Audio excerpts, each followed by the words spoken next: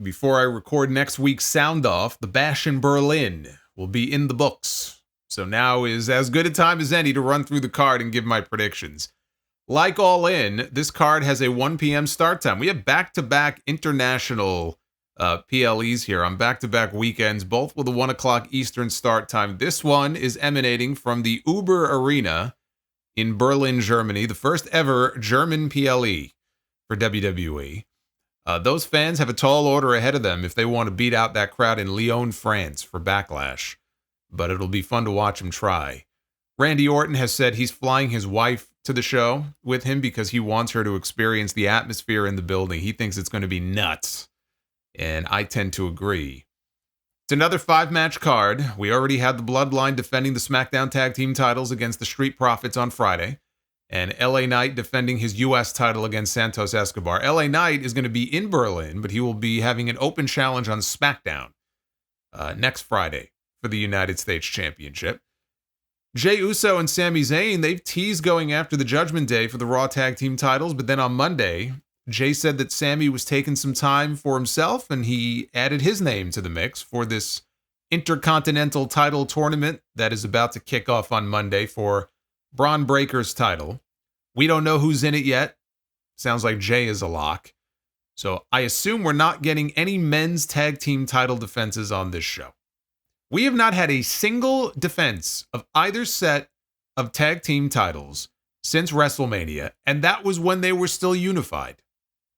Since then, nothing. But we've had several women's tag team title defenses. Clash at the Castle. We had Alba Fire and Isla Dawn winning the belts from Bianca Belair and Jade Cargill. And now they're going to be defending those titles in Berlin against Bianca and Jade. And I think Bianca and Jade are winning the belts back. I do not see them losing twice to Alba Fire and Isla Dawn. I think they gave the win to Alba and Isla because of where they were, especially for Alba. In particular, that was a very emotional time. I think I mentioned that her mother had been killed by a driver. She was actually hit by a car when she was in Florida, I think, visiting. And this was just weeks before that show, maybe the month before. So that was a big moment for them when they won the titles over there in Scotland. But now we're in Berlin. Now it's 2 months later.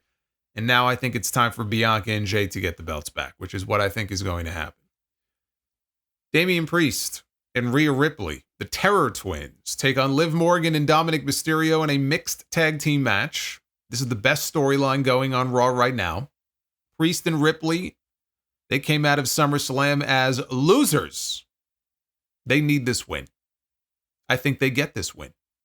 And that sends Rhea onto Bad Blood to challenge Liv for the Women's Championship. The only question is, does Rhea hit Riptide on Dom here, or do they hold off on that for Bad Blood? I say we get it here. And it'll blow the roof off the place if she hits it. CM Punk announced on Monday the stipulation for his match with Drew McIntyre. It will be a strap match, where the object is to touch all 4 corners of the ring in succession to win the match. I was not thrilled with that Punk promo on Monday, much to the chagrin of all the punkers and the punkettes who populated my timeline. Big mad over my opinion. They were big mad.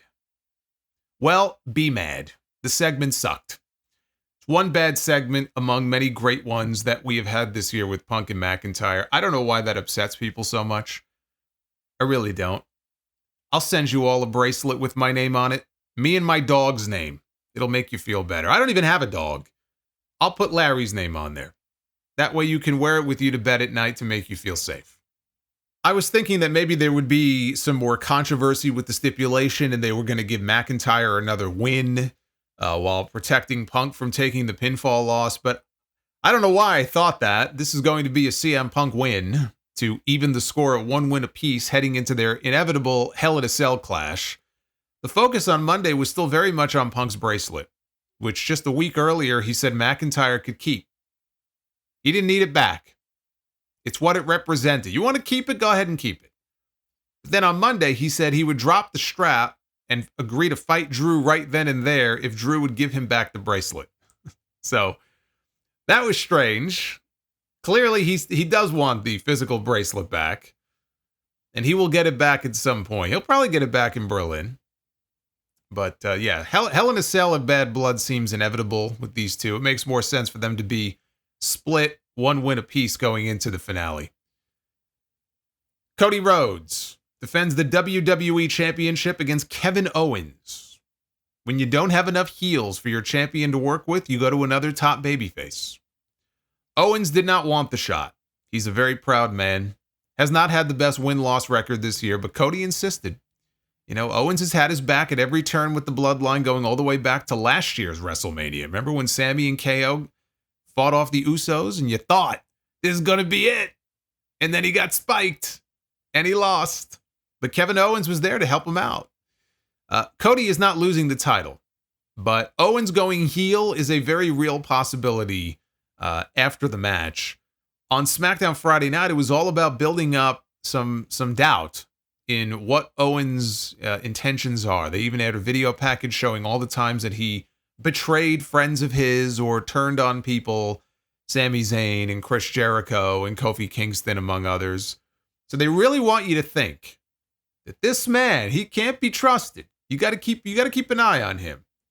And maybe, just maybe, he's going to betray Cody Rhodes just like he did all those other people.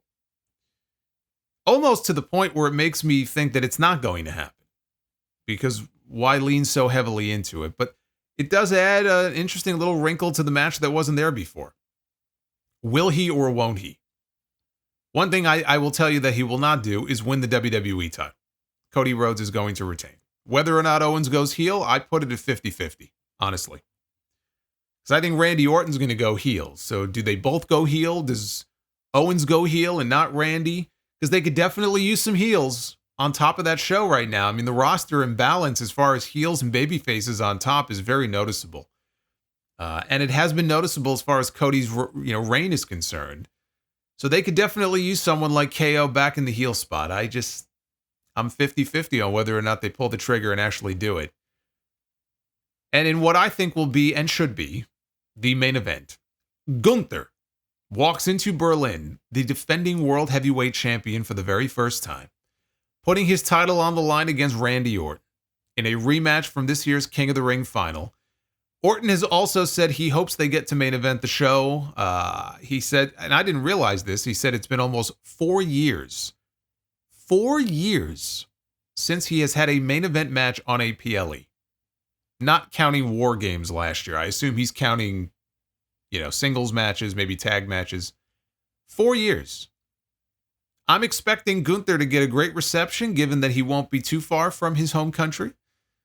He's not dropping the title 4 weeks after winning the championship. And when Randy loses, again, if they want to, they have the perfect setup for a heel turn and a program with Cody Rhodes for the other belt. At what point does the losing streak end? Right? Not a single PLE win for Randy Orton all year. He's been a loser time and time and time again, and will be this weekend or next weekend. And at what point does he say enough is enough? Cody went and gifted Kevin Owens a title shot. Does Randy come back to SmackDown and expect the same treatment? He's been right there with KO, watching Cody's back for the past several months. It would only be fair for Cody to extend the same courtesy to him that he did to Kevin Owens. But that's where Randy's future lies. It lies with Cody and the WWE title, not the World Heavyweight title. So Gunther is going to retain. The better question is who he defends against next. Seth Rollins is going to be occupied with Bronson Reed when he returns. And Rollins already had his shot of Money in the Bank anyway. Punk and McIntyre, they're still joined at the hip, or the wrist, as it were. They could surely get a PLE match out of Sheamus and Gunther if they wanted to. There's Jey Uso. There's Ilya Dragunov. Sami Zayn, I think, should be kept away from Gunther until at least WrestleMania next year.